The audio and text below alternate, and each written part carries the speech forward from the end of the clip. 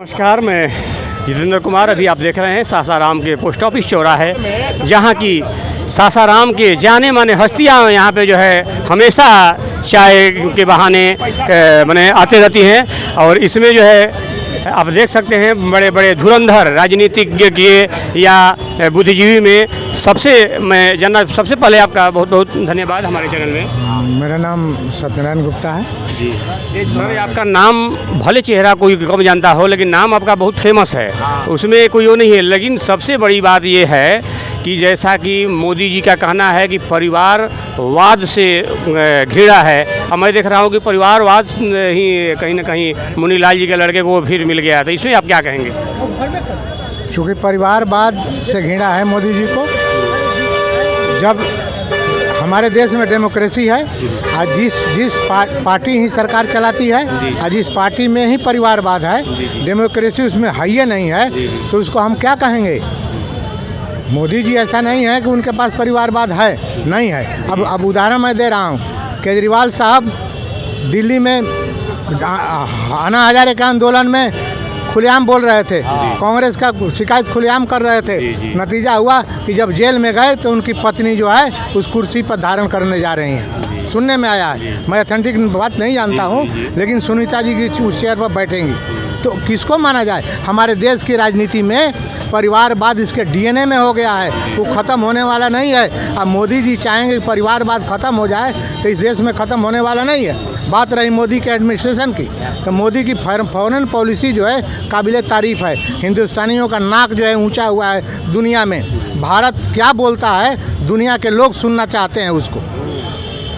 ऐसी बात नहीं कि ठीक है हम आलू और टमाटर की राजनीति नहीं करते हैं कि आलू महंगा हो गया, प्याज महंगा हो गया, टमाटर महंगा हो गया तो मोदी सरकार ख़राब है। ऐसी बात नहीं कि हर मुद्दे पर ख़राब है। किसी न किसी मुद्दे पर यदि फेलियर है तो किसी न किसी मुद्दे पर बढ़िया भी है।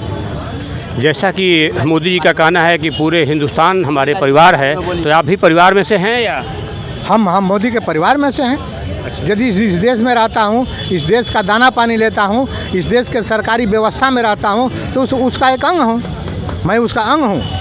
अब मैं ये जानना चाहूँगा कि चूँकि यहाँ कितना तरक्की हुआ है और कितना उम्मीद है बीजेपी अगर दोबारा सत्ता में आती है तो?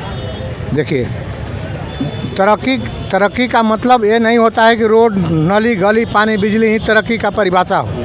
एजुकेशन सिस्टम में भी तरक्की होनी चाहिए। जैसे मैंने सुना है कि जो हमारे देश के बच्चे बाहर जाते थे पढ़ने के लिए, हायर एजुकेशन के लिए, जैसे इंजीनियरिंग है, डॉक्टर है, मेडिकल है, इसमें मोदी साहब ने एक व्यवस्था ला रहे हैं जो वहाँ की जितने भी एजुकेशन देने वाली संस्था है अब इंडिया में आने जा रही है। हमारे बच्चों को बाहर जाने की ज़रूरत नहीं पड़ेगी। बात रही एजुकेशन की, तो एजुकेशन की इतना बढ़िया व्यवस्था मोदी के राज में हुआ है कि यदि हमारा लड़का नेट निकालता है, हमारे पास कैपेसिटी नहीं है, माली हालत हमारी ख़राब है, तो उसको सरकार एट ए टाइम लोन दे देती है। अगर पढ़ता लिखता है तो हम कैसे माने? अगर पढ़ने वाला बच्चा हो तो? हाँ, पढ़ने वाला बच्चा है तो पढ़ता लिखता है। जैसा कि आपने देखा कि लोग का कहना है कि बेहतर तो ज़रूर कुछ हुआ है, लेकिन अभी बहुत कुछ सुधार की ज़रूरत है।